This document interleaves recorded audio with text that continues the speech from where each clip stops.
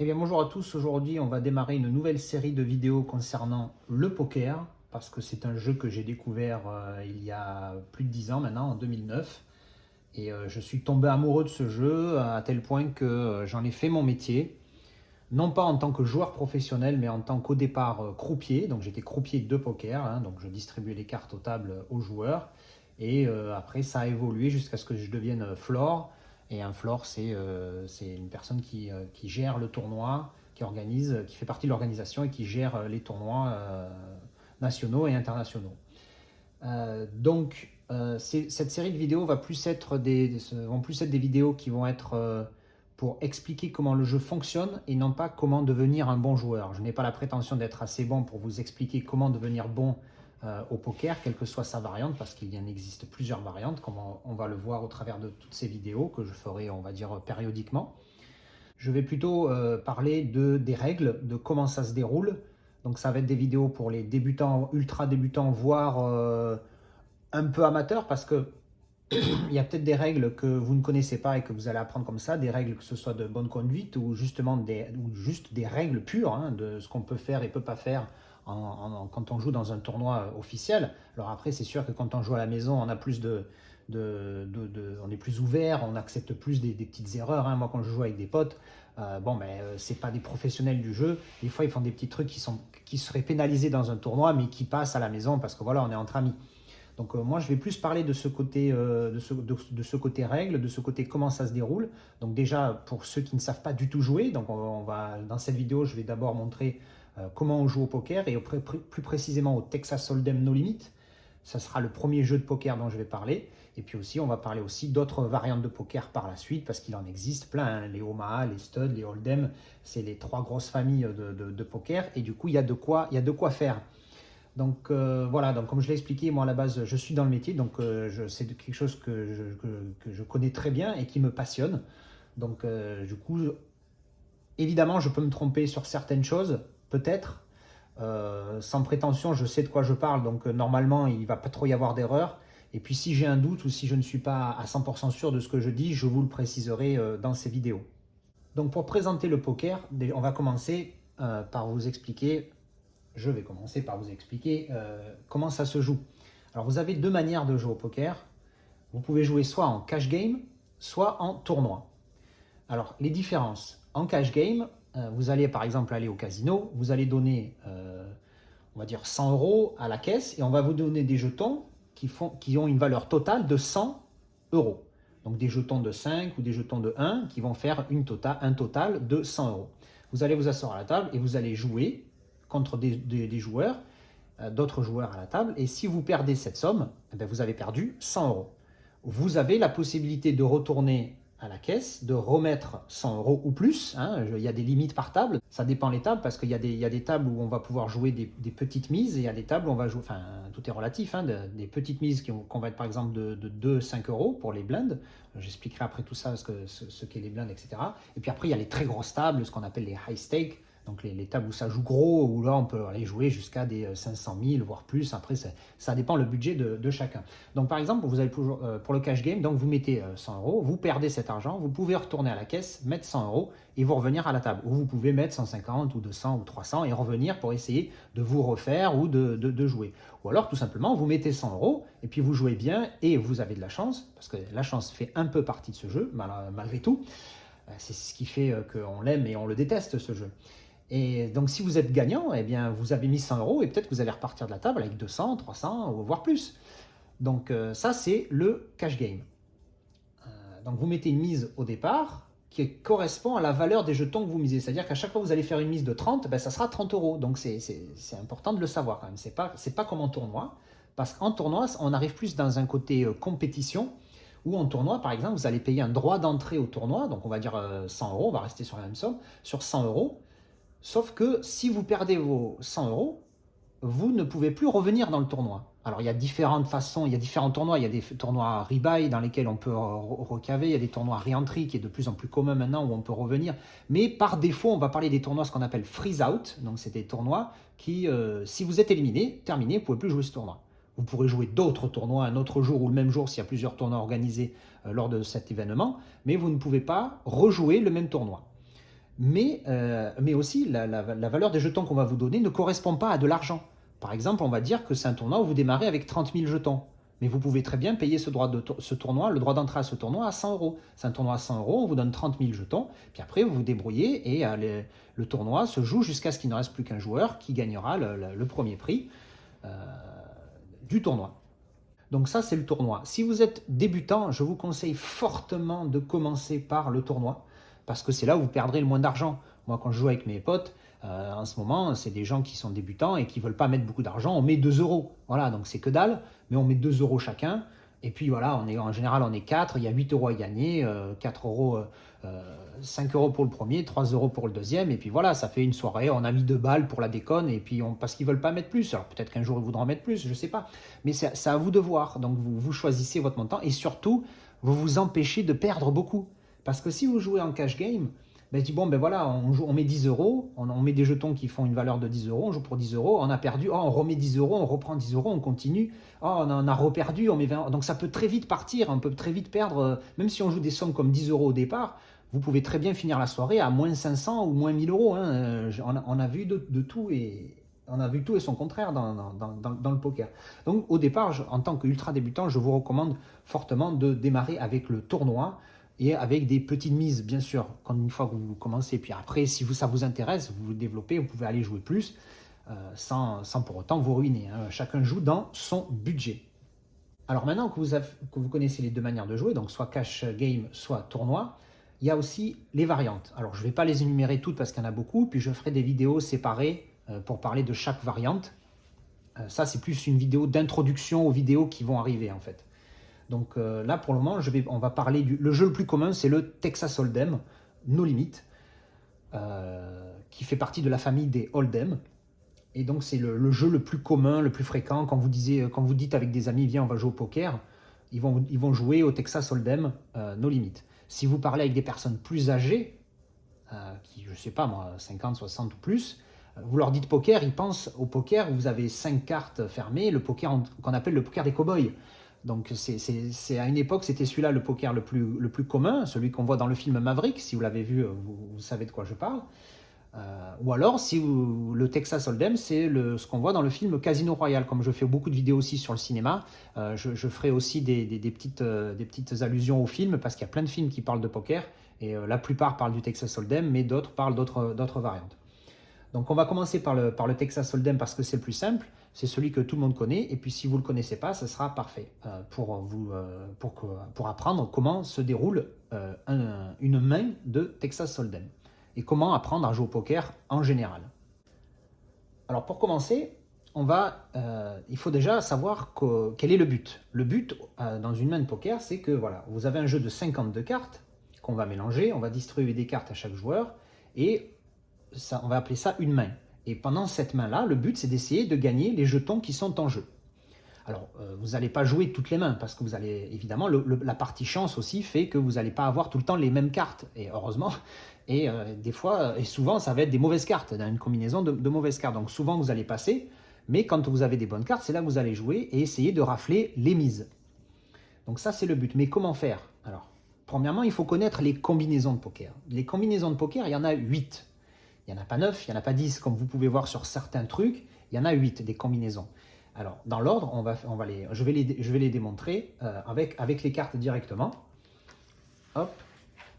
Alors, avant de vous parler des combinaisons, il faut savoir qu'une combinaison de poker, c'est toujours 5 cartes. Il n'existe pas de variante de poker où c'est autre que ça, excepté le badougi, qui n'est pas techniquement un poker, mais ça, j'en parlerai quand je ferai la vidéo concernant les pokers fermés, dont le badougi fait partie. Donc, dans quasiment tous les cas, le poker, c'est 5 cartes. Une combinaison de poker, ça sera toujours 5 cartes, même si la plupart du temps, par exemple, comme dans le premier exemple, l'important, c'est 2 cartes, en fait. Donc, la première combinaison, la plus faible des combinaisons, ça va être une paire, tout simplement. Donc là, dans cet exemple-là, je vous ai mis paire de valet. Alors, ces cartes-là sont inutiles, mais comme je vous ai dit, une combinaison de poker, c'est toujours 5 cartes. Donc, il fallait 5 cartes, j'en ai pris 3 au hasard, voilà, histoire de faire la présentation. Donc là, c'est une paire. Alors, ça peut être paire de valet, ça peut être paire de roi, ça peut être paire de 3, paire de n'importe quoi. Tant que vous avez 2 cartes identiques, par exemple là, ça peut très bien être paire de 7, hein, si on enlève les valets, on met paire de 7 et votre main c'est paire de 7. Alors évidemment, si vous avez paire de 7 et que votre adversaire a paire de valet, ben c'est la paire de valet qui gagne. Les cartes au-dessus, les paires au-dessus gagnent sur les paires plus faibles. Jusque-là, c'est logique. Donc voilà, donc ça c'est la première combinaison du poker, c'est les paires. Donc voilà, paire de 7, paire de valet, paire de 8, etc., etc. Toute carte qui double fait une paire. Ensuite, ça va aller très vite, on va passer à la double paire. Alors double paire c'est facile, ben, comme son nom l'indique, vous avez deux paires. Donc vous arrivez avec vos cartes à faire une combinaison qui contient deux fois deux cartes identiques. Donc là encore une fois, la paire, le 3 là ne sert à rien, mais comme d'habitude, combinaison de 5 cartes, elle doit être là. Donc ça fait que vous avez là par exemple deux paires valet 7. Donc votre meilleur jeu c'est deux paires valet 7. Évidemment, si un adversaire arrive et qu'il a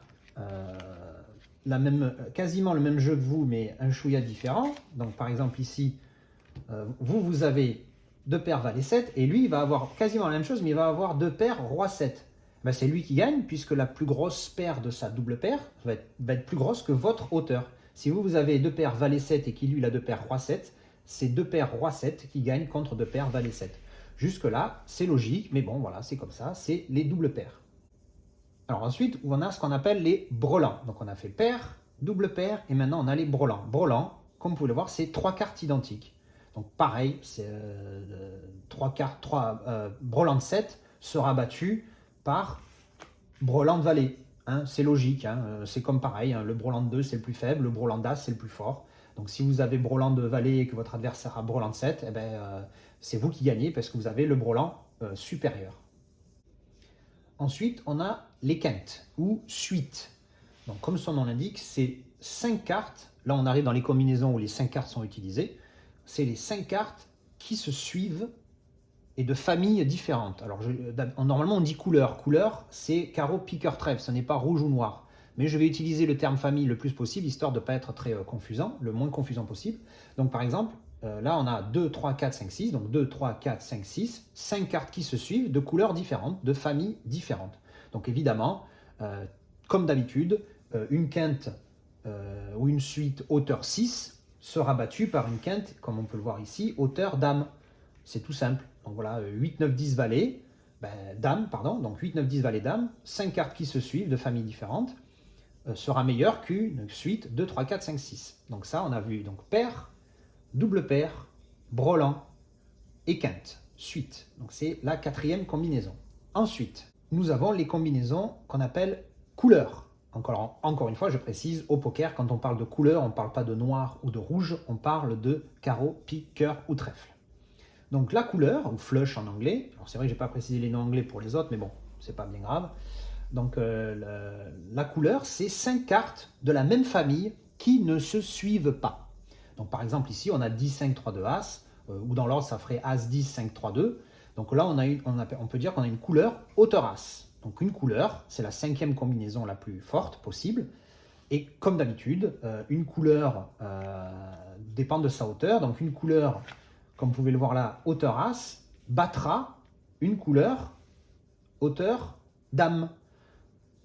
Donc voilà, 5 cartes de la même famille qui ne se suivent pas. Donc là, on a couleur à carreau, hauteur dame, et ici couleur à trèfle, hauteur as. Donc si vous avez ça contre ça, c'est celle-là qui gagne. Donc ensuite, on a les full house. Donc ça veut dire maison pleine. Hein, voilà. Donc ça s'appelle, on dit juste full. Hein, en français, on dit juste full, on ne dit pas full house. Même si en anglais aussi, la plupart du temps, on n'utilise que le terme full. Donc les full qui veut dire plein. Donc les full, c'est la combinaison d'un brelan et d'une paire. Donc 5 cartes, encore une fois. Donc là, par exemple, vous avez full au 2 par les As. Et ici, on a full au valet par les 7. Et comme d'habitude, alors là, on part d'abord du brelan et après de la paire. Le brelan le plus fort dans le full battra l'autre full. Donc dans cet exemple-là, full au 2 par les As est battu par full au valet, parce que on parle du brelan, le brelan de valet étant plus fort que le brelan de 2, c'est ce full-là qui gagne, on n'a pas besoin de voir les cartes derrière. Donc voilà, donc, comme d'habitude, hein, après vous pouvez avoir full au roi par les 2, full aux dames par les 8, etc. Donc c'est la combinaison d'un brelan et d'une paire. Et si vous avez deux foules qui se rencontrent, c'est le brelan le plus fort qui va gagner, quel que soit ce qu'il y a derrière, puisqu'en général, c'est rare qu'on s'arrive avec les deux foules identiques, c'est pas possible, puisque à partir du moment où il n'y a que 4 cartes de même valeur dans un jeu, il ne peut pas y avoir deux foules au valet qui se rencontrent. Enfin, c'est possible, mais pas suivant les variantes. Donc voilà, donc ce full là, alors full, ça reste comme on commence à arriver déjà dans les combinaisons qui sont rares et qui sont très costauds quand même. Un full, c'est une très bonne main, même si c'est le plus petit ici, là c'est full O2. Alors le plus petit serait full O2 par les 3, pour être exact à 100%. Le full O2 par les 3, ça reste quand même une main costaud, un full. Hein. Évidemment, c'est battu par beaucoup de... Il y a d'autres fulls qui le battent, mais ça reste quand même une main assez costaud. Ensuite, nous avons les carrés. Alors là, on arrive sur les deux dernières combinaisons. Alors je vais faire un récapitulatif. Paire, double paire, brelan, quinte ou suite, couleur, full. Et maintenant, on arrive à la septième, donc l'avant-dernière combinaison la plus forte, c'est le carré. Alors le carré, là pour le coup, c'est ultra rare, mais ça arrive. Donc le carré, ben, c'est le brelan plus 1 en fait. Hein. Donc c'est quand vous avez les 4 cartes de même valeur ensemble, ben, ça forme un carré. Donc carré de valet, carré de 2. Alors évidemment là, la cinquième ne sert à rien, mais comme je vous l'ai expliqué, il faut 5 cartes, donc j'ai mis 2 cartes au hasard. Donc voilà, évidemment, comme d'habitude, hein, le carré de valet est plus fort que le carré de 2, le carré d'as est le plus fort des carrés, le carré de 2 est le plus faible des carrés, mais on est quand même déjà au niveau des carrés, on est dans les combinaisons qui sont ultra rares et ultra fortes. C'est rare de perdre quand on a un carré. Alors, évidemment, tout peut arriver, mais c'est ultra rare de perdre quand on a donc un carré. Donc ensuite, et enfin, la huitième combinaison, donc la plus forte et évidemment la plus rare, la Quinte flush. Alors le nom est un petit peu stupide parce qu'on mélange flush en anglais et quinte en français, donc on va dire c'est la straight flush, donc straight c'est les suites, ou alors c'est la quinte couleur. Donc c'est la combinaison, comme le full est la combinaison du brelan et de la paire, la Quinte flush c'est la combinaison d'une suite, donc d'une quinte, et d'une flush, d'une couleur. Donc ça veut dire 5 cartes qui se suivent de la même famille. Et c'est la combinaison la plus rare parce que il faut avoir beaucoup de cul pour avoir les cartes qui se suivent de la même famille, ultra rare. Et donc quand vous en avez une, franchement vous allez perdre une fois sur 1 milliard. Alors c'est vraiment pas un chiffre calculé, hein, mais c'est pour dire que les cannes flush ça reste quand même les mains les plus fortes. Alors comme d'habitude, la hauteur, comme pour les quintes, hein, les quintes normales, une quinte hauteur 6 bat une quinte hauteur 9, hauteur 10 pardon. Donc évidemment une quinte flush hauteur 6 sera perdante face à une quinte flush hauteur 10. Et évidemment, je la mets parce que c'est la meilleure main, donc c'est la même chose, hein, mais c'est la combinaison la plus forte avec laquelle vous ne perdrez jamais, ça je peux vous le garantir. Si vous avez, quels que soient les pokers, sauf les pokers, ce qu'on appelle low ball, les pokers où il faut avoir la main la plus faible, mais dans les pokers on va dire normaux, entre guillemets, si vous avez la quinte flush royale, hein, ça reste une quinte flush, mais elle est hauteur As. Donc ça c'est le jeu le plus fort possible qu'on puisse avoir au Texas, au poker. Donc As, Roi, Dame, Valet 10 de la même couleur. Là par contre vous êtes garanti 100% de gagner le coup. Donc c'est la meilleure main. Donc évidemment qui bat les deux autres. Donc voilà, donc vous avez les bases. Ça c'est les 8 combinaisons de poker qui existent. Alors maintenant on va voir comment se déroule une main de Texas Hold'em. Donc c'est très simple, là j'ai pris un exemple. Alors chaque pile de jetons va représenter un joueur. Comment ça se déroule ? On va tirer au sort pour la toute première main du tournoi. Je vais beaucoup être axé tournoi, mais une fois que vous aurez compris comment le tournoi marche, le cash game, ça sera facile. Donc on va tirer au sort, lors de la première main du tournoi, le bouton. C'est pour désigner la position. Alors quand vous n'avez pas de croupier et que vous jouez à la maison, c'est la position du dealer. Donc le dealer, hein, c'est pas celui qui deal la drogue. Je sens venir les petits feinteux. Le dealer, c'est celui qui donne les cartes. Le dealer, c'est le donneur. Le donneur, donc on appelle ça un bouton. Donc on tire au hasard, on va donner des cartes. Alors par exemple là, hop, on va donner des cartes à chaque joueur. Hop, donc moi j'ai dit, hein, chaque paquet de jetons est un joueur. Donc la carte la plus forte ici, c'est le roi. Donc le bouton sera ici. Donc il faut bien le désigner au hasard. Et après, à chaque main que vous jouerez, le bouton se déplace d'un cran sur la gauche, dans le sens des aiguilles d'une montre. À chaque main, on décale. Donc là, on va partir d'ici. Alors pour que le jeu ait un intérêt, on va mettre on va placer ce qu'on appelle des blinds. Blind en anglais, ça veut dire aveugle, c'est-à-dire des mises sans avoir vu leur carte. Donc les joueurs, avant même d'avoir reçu leur carte, ils vont poser. Alors par exemple, dans cet exemple ici, on va parler des blinds, parce qu'il faut bien gagner quelque chose, il faut bien partir de quelque chose. Les blinds, on va dire 100, 200. Donc ça, c'est des jetons de 100. Voilà, il y a écrit 100 dessus. Donc voilà, donc vous mettez 100, la petite blinde, et la grosse blinde, elle met le double. Elle met 2 jetons de 100, ça fait 200.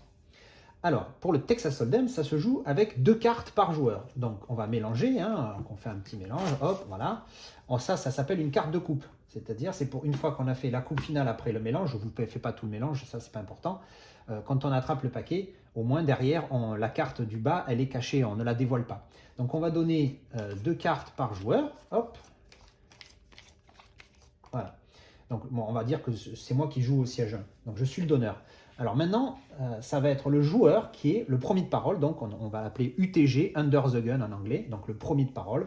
C'est celui qui sera après la grosse blinde. Donc petite blinde, grosse blinde. Donc lui, c'est le premier joueur. Il va consulter ses cartes. Il a 3 options. Il peut passer, donc il abandonne le coup parce qu'il estime que ses cartes sont mauvaises et il veut attendre le coup suivant. Il peut suivre, donc coller, donc on colle en anglais. Donc il peut suivre la mise de la grosse blinde 200 pour rester dans le coup. Ou alors, s'il estime qu'il a de bonnes cartes et qu'il veut les rentabiliser, il peut relancer. Et on va dire que je parlerai des mises et des relances plus en détail ensuite. Donc là, le minimum, ça sera le double. Donc 200 x 2, ça fait 400. Donc au minimum, il peut faire 400. Mais il peut faire 500, 600, il fait comme il veut. Alors on va dire qu'il fait 600. Donc là, il relance à 600. Après, le joueur suivant, pareil, il aura 3 options. Il peut passer, parce que 600 c'est trop cher pour lui et ses cartes ne valent pas le coup, donc il passe, hop, coup suivant. On va dire qu'il sait ce qu'il fait, hop, il passe. Les cartes, on appelle ça le muck, c'est la poubelle des cartes qui n'ont pas été jouées, donc le muck. Il décide de passer. Lui, pareil, il n'aime pas ses cartes, il décide de passer. Donc les 3 options, c'est pareil, hein, c'est passer, payer ou relancer, ou sur-relancer dans ce cas-là. Le joueur qui est au bouton, donc ici, lui se dit, tiens, moi ça m'intéresse, je mets 600. Donc alors il va mettre la même chose, il égalise, hein, il met 600, donc il reste dans le coup, il suit la mise la plus grosse du joueur qui est ici.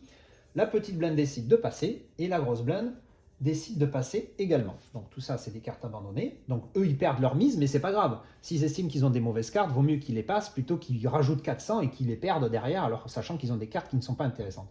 Donc une fois que les mises sont égalisées, on récupère tout.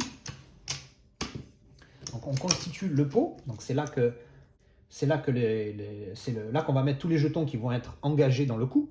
Donc ici, on a le joueur qui est en face de moi, plus le joueur qui est au bouton, le joueur UTG et le joueur au bouton. Ensuite, vous devez mettre les 3 premières cartes du board. Le board, c'est les 5 cartes qui vont être communes à tout le monde. Donc pour ce faire, vous brûlez, au sens figuré bien sûr, une carte qui sert à protéger le paquet, et vous sortez 3 cartes. 1, 2, 3, et vous mettez 3 cartes au milieu. Alors je vais faire ça pour ceux qui craquent de ne pas avoir les cartes dans le carré, même si moi je ne suis pas fan, mais c'est pas grave. Voilà, donc je l'ai mis dans un carré. Et donc ça, c'est le flop. Donc ces 3 cartes qui sont sorties au hasard. Et là, 2 options pour ce joueur. Il peut checker, donc parole, hein, il reste dans le coup sans investir de jetons. À partir du moment où il n'y a pas de mise, il peut. Ou alors il peut miser. Et il peut miser au minimum la grosse blinde, ou alors plus jusqu'à la hauteur de son tapis, puisqu'on joue en Texas Hold'em, no limit. No limit veut dire que la plupart du temps, vous n'avez pas de limite sur le montant de votre mise. Donc par exemple, là, il décide de miser 500. Donc il mise 500, voilà. Arrive au joueur ici, il a 3 options. Il peut passer, parce que bon, il a vu les cartes, ça améliore pas son jeu, il décide d'abandonner le coup, hop, il jette ses cartes, terminé. Ou alors, il peut faire, comme tout à l'heure, suivre la mise de 500, donc il reste dans le coup. Ou alors, son option, c'est relancer. Donc la première relance, à bien noter, la première relance sera toujours le double. Donc minimum. Donc il peut mettre, s'il veut relancer, il faudra qu'il mette au moins 1000 ou plus si affinité. Il peut mettre 1500, il peut mettre 1200, c'est à son bon vouloir. Donc on va dire, pour que le coup continue un peu plus longtemps, on va dire qu'il fait que suivre. Alors il suit les 500, hop, on ramasse, on met au milieu, et là on va au tournant, au turn, pareil, on rebrûle une carte, et là on en sort qu'une, hop, juste ici. Là, pareil, 2 options, checker ou miser, on va dire qu'il check, le joueur là aussi décide de checker, donc pareil, il aurait pu avoir des mises, si tel est le cas, on met les jetons au milieu, et pour la dernière fois, on brûle une dernière carte, et on met la river, la rivière. Donc flop, turn, river. Donc flop, tournant et rivière en français. Et donc là, c'est le dernier tour d'enchère. Donc par exemple, pareil, donc il peut checker ou miser. On va dire qu'il check. Et là, le joueur là, check. Donc évidemment, c'est des cartes au hasard, donc j'ai aucune idée de ce qu'il y a dessous, donc ça ne veut rien dire. Hein. Donc et là, c'est abattage des jeux. Alors le premier à ouvrir dans ce cas-là, ça va être ce joueur ici, parce que quand il y a check-check à la rivière, c'est dans l'ordre du bouton. Alors vu que lui, il est au bouton, ce sera le dernier à ouvrir son jeu. Donc là, il va ouvrir son jeu et il va nous dévoiler As-4. Donc là, qu'est-ce qu'il a? Il n'a rien, à part une paire de dames, mais qui est commune aussi. Donc il a hauteur As. Et là, on va ouvrir Roi 8. Et là, par contre, lui, il fait 2 paires. parce qu'il y a déjà la paire de dames ici, et avec son 8, il fait 2 paires dames 8 avec un roi. Donc si on veut prendre l'exemple des 5 cartes comme j'expliquais au début, la meilleure main de ce joueur, on va juste enlever le 8 et on va mettre l'As. Donc sa meilleure main, ça sera paire de dames, As, 10, 9. Donc la paire de dames qui est commune, donc au final, elle sert presque à rien. Alors que pour le joueur ici, sa meilleure main, ça sera 2 paires dame 8 avec un roi. Donc là, on a les 5 cartes. Et du coup, qui gagne quand on voit ça? Hop, c'était comme ça, il me semble. Voilà. Ben là, du coup, lui, il n'a rien. Il ne fait aucune combinaison. Il a juste hauteur. C'est-à-dire, c'est la non-combinaison, en fait. Il a juste hauteur As avec paire de dames. Mais encore une fois, là, elle est commune, donc plus ou moins, elle ne sert à rien. Et donc, lui, il a 2 paires dames 8, donc avec sa paire de 8, même s'il n'y avait pas les dames ici, sa paire de 8 suffirait à battre hauteur As. Donc ici, c'est le joueur au bouton qui ramasse, hop, on lui donne les jetons, on reprend les cartes de tout le monde, le bouton déplace d'un coup, on prend les cartes, on remélange, et coup suivant. Alors du coup, lui, petite blinde, lui, grosse blinde.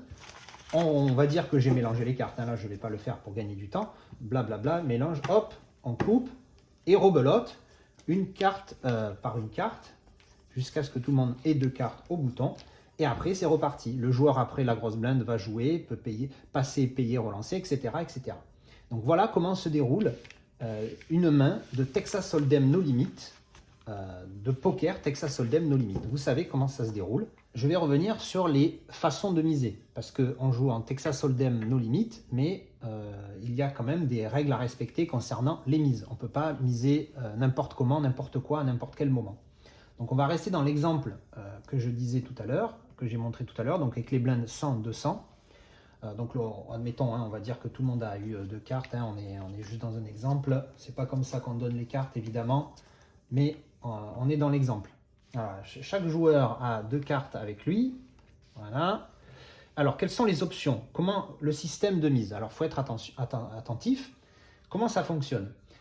Quel que soit le moment et quel que soit le jeu de poker en question, ou quel que soit le moment dans une main, la première relance sera toujours du double. Ça, c'est une règle qui s'applique tout le temps, dans n'importe quelle variante. Donc dans ce cas-là, la première mise étant 200, la grosse blinde, le minimum de relance, ce sera 400, parce que c'est la première relance. C'est obligatoirement 400, ça ne peut pas être autre chose. Alors on va dire que lui, il décide, mais il peut faire plus, on est en no limit, il peut faire 400 minimum, et jusqu'à tout son tapis, d'où le no limit, il peut mettre tout ce qu'il... S'il veut, il fait 100, 200, et puis il mise tout. Donc là, en tout, j'ai mis, je ne sais plus combien, j'ai mis 3000, un truc comme ça, 2008, enfin bon, on s'en fout. Donc il peut miser, il peut relancer du minimum 400 jusqu'à tout son tapis s'il le souhaite. Ça, c'est à lui de voir. Alors évidemment, au début d'un tournoi, il ne faut pas faire tapis comme ça ne sert à rien. Mais on va dire que pour l'exemple, il va dire qu'il relance à 500. Donc il a fait une relance de 500. C'est là où ça devient plus compliqué, c'est que le joueur suivant, derrière, son minimum de relance ne sera pas du double de 500, qui serait donc 1000. Son minimum de relance sera la différence entre la dernière relance et la mise d'avant. Donc dans ce cas-là, on a 200, 300. 200, 500. Entre 200 et 500, il y a 300. Donc lui, son minimum, ce sera 300 de plus que lui. Donc lui, s'il veut relancer, son minimum, et non pas à dire qu'il n'est pas obligé, son minimum, ce sera 800. Alors ça, c'est des jetons de 100, ça, c'est des jetons de 500. Donc lui, son minimum, ce sera 800. Mais pareil, il peut faire 900, il peut faire 1000, il peut faire 1100, c'est lui qui voit. Mais s'il veut relancer, en tout cas, la règle dit que son minimum, ce sera 800. Mais encore une fois, il n'est pas obligé de le faire. Donc on va dire qu'il va faire 1000, donc il surrelance à 1000, 1100 on va dire, juste pour faire chier. Donc on va dire qu'il va faire 1100. Si on passe à lui, comment on calcule? 500 à 1100, il y a combien d'écart? 600. 600 plus 1100, ça fait 1700. Donc son minimum de relance, ce sera 1700. Il faudra qu'il fasse au moins ça s'il veut relancer. Encore une fois, il peut passer ou juste payer aussi. C'est juste là pour l'explication de comment marchent les mises. Donc là, son minimum, ce sera 1700. Mais s'il veut, il peut faire 2000. Hop, il relance à 2000. Et on va en faire un petit dernier. Ça arrive à lui. Et lui aussi, il veut relancer. Bon, ça va arriver rarement que ça arrive, qu'il y ait autant de relances. Mais c'est juste pour l'exemple. Donc là, rebelote, on fait le calcul. Donc 1100 à 2000, il y a combien? Il y a 900. Donc lui, son minimum de relance, ce sera 2900. Et ainsi de suite, et etc. Alors on va prendre un autre exemple un petit peu plus farfelu, qui n'arrivera jamais non plus, sauf dans des conditions très alcoolisées, parce que j'en ai vécu. Mais on va dire qu'à chaque fois, chaque joueur veut relancer du minimum. Alors par exemple, juste pour vous habituer à comment fonctionne le système. Donc 200 minimum, on a dit 400. Derrière, le minimum, c'est 600. Pourquoi? Parce qu'entre 200 et 400, il y a 200. Donc 200 plus 400, ça fait 600. Donc lui, il fait 600. Et lui, pareil, il veut relancer, mais il veut faire le minimum. Donc entre 400 et 600, il y a combien? Il y a 200. 200 plus 600, 800. Donc du coup, son minimum de relance sera 800. Et là, je vous le donne en 1000. Il y a toujours 200 d'écart. Il fera son minimum à lui, ce sera 1000. Lui 1200, lui 1400, etc. Mais ça, c'est évidemment un truc qui n'arrivera jamais. Mais c'est pour vous dire que c'est possible par les règles. On peut relancer à chaque fois de la différence. Alors maintenant, on va parler d'un cas un peu particulier. C'est dans le cas où un joueur, par exemple, est à tapis, mais avec un petit montant. Donc on va repartir de 0 et on va dire que lui, il a perdu des jetons entre-temps dans la bataille.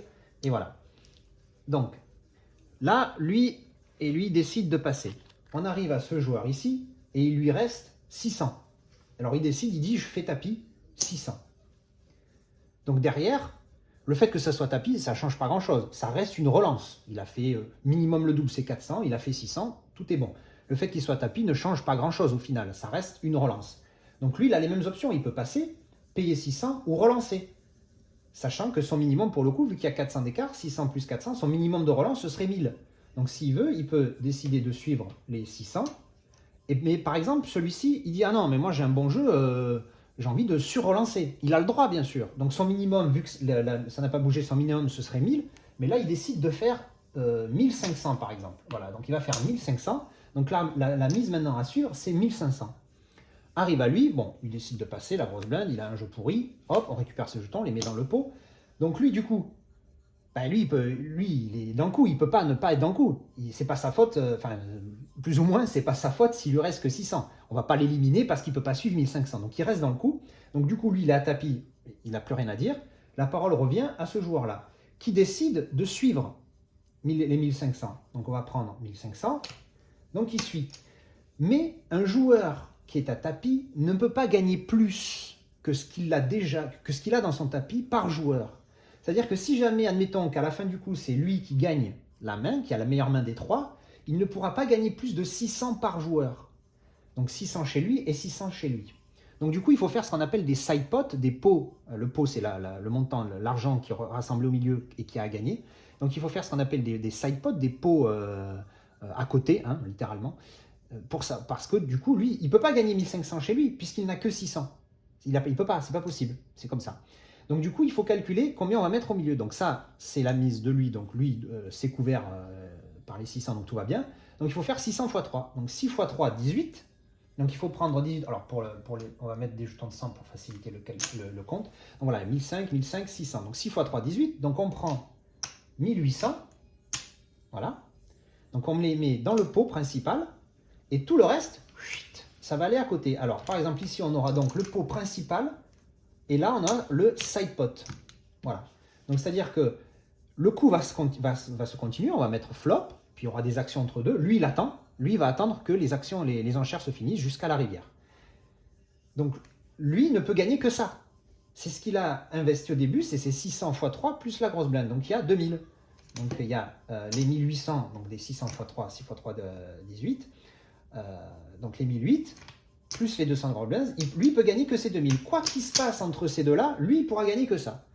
Et eux, bien sûr, peuvent gagner ça, plus évidemment ce qu'ils ont mis à côté. Et à partir de là, alors admettons qu'on arrive et hop, le cas arrive, on va mettre le flop. Hop, donc on met le flop, je les mets bien dans les carrés pour ceux qui ont des tocs, comme je peux en avoir aussi, rassurez-vous. Donc là, pareil, alors check ou mise, on va dire check, check. Hop, on prend, on brûle, on met ça. Là, lui, il décide de miser. Alors, le minimum, la grosse blinde, c'est 200. Donc, le minimum qu'il peut faire, c'est 200. Mais il veut mettre 500. Alors normalement il va mettre plus, mais bon là pour les besoins de l'exemple, il n'y a pas beaucoup de jetons, on va mettre 500.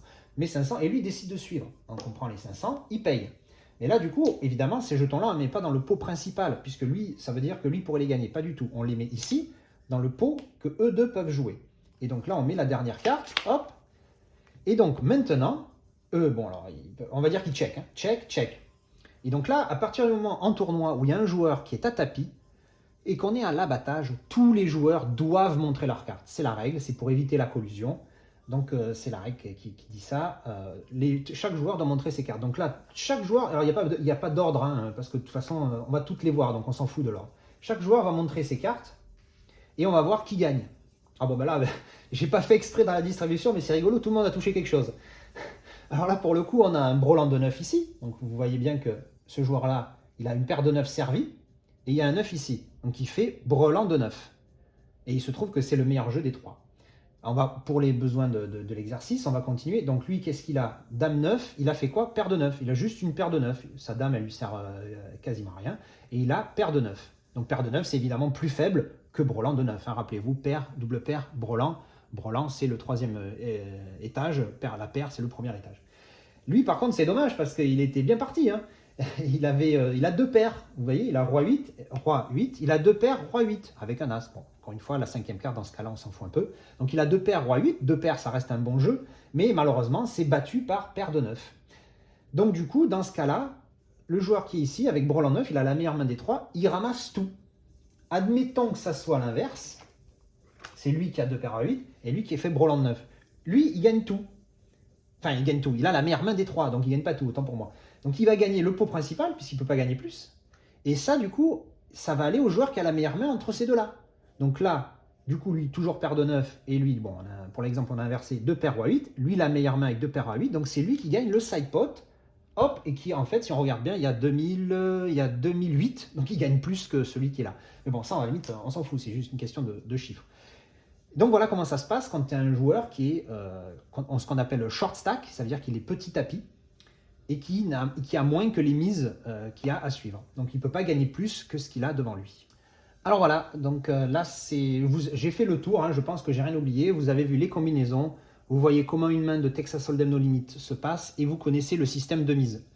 Donc à partir de là, donc sur internet, hein, c'est pour avoir les combinaisons, parce que là évidemment dans la vidéo c'est pas pratique, mais si vous tapez combinaison poker dans un moteur de recherche, vous allez trouver instantanément une page avec toutes les combinaisons. Alors vous verrez que des fois ils en mettent 10 parce qu'ils comptent la hauteur, comme j'ai montré tout à l'heure hauteur As dans le premier exemple. Donc il y a hauteur, ce n'est pas une combinaison puisque ça ne combine rien justement. Et ils mettent la Ken Flush Royale comme une combinaison supplémentaire, alors qu'en fait la Ken Flush Royale reste une Ken Flush. Donc c'est une Ken Flush Royale, c'est juste la meilleure des Ken Flush. C'est comme s'il fallait mettre carré d'As parce que c'est le meilleur carré d'As. Non. Donc il y a 8 combinaisons, donc de la paire à la Ken Flush. Vous trouvez ça très facilement sur le net. Pour vous aider au début, moi on est tous passés par là quand on débute. Pardon, quand on débute, on a évidemment à côté de soi le petit truc avec toutes les combinaisons pour savoir ce qu'on est capable de faire avec les cartes qu'on nous a distribuées et les cartes qui sont sorties au milieu. Donc voilà, donc encore une fois, je pense que tout le monde a compris comment ça se passe. J'espère avoir été clair. J'ai beaucoup parlé, mais bon, c'est normal. Hein, il faut un minimum. Quand vous débutez, vous ne connaissez pas du tout le jeu. Ben, c'est comme ça que je pense qu'il faut faire. Là, vous avez vraiment les bases de chez base. Après, il va falloir développer votre jeu et jouer régulièrement si ça vous plaît. Mais vous savez comment distribuer les cartes, comment sortir les cartes du board, donc du tableau, des cartes du milieu. Vous savez l'utilité du bouton, les blindes. Et comment on mise, à savoir qu'il faut mettre minimum la petite blinde et maximum tout son tapis. Alors évidemment, il y a quelques petites exceptions, mais je ne vais pas en parler parce que sinon, c'est des trucs qui vont arriver très rarement. Et quand le problème vous arrivera, ce sera bien de vous poser la question à ce moment-là et de vous renseigner. Et c'est comme ça qu'on apprend, c'est que quand le problème arrive, boum, on apprend et c'est comme ça qu'on retient. Parce que si je vous envoie tout dans la figure en une seule vidéo, déjà là, je ne sais pas combien de temps elle va durer, il va falloir que je l'édite après. Mais vous allez avoir la tête qui brûle, hein. Au bout d'un moment, vous avez pété un câble. Donc voilà, donc vous avez les bases pour jouer au Texas Hold'em. Je ferai d'autres vidéos sur les autres variantes et puis après aussi pour approfondir peut-être certains détails. Si vous avez des questions, surtout n'hésitez pas à poser vos questions. Moi, j'adore ça. Donc moi, c'est mon métier. Le poker, dealer des cartes et diriger des tournois, c'est ce que je fais. Et j'adore ça, c'est ma passion et Je sais de quoi je parle parce que j'ai appris avec les meilleurs. Hein. Les meilleurs m'ont appris beaucoup de choses, pas tout ce qu'ils savaient, hein, je ne sais pas, mais j'ai travaillé avec les meilleurs et je connais pas mal mon sujet, comme chacun dans sa catégorie. Voilà, donc encore une fois, merci d'avoir regardé cette vidéo. Si vous avez des questions, allez-y dans les commentaires. Je réponds assez rapidement d'habitude. Puis j'espère que ça vous a plu et que vous serez là pour les autres vidéos. Merci d'avoir regardé.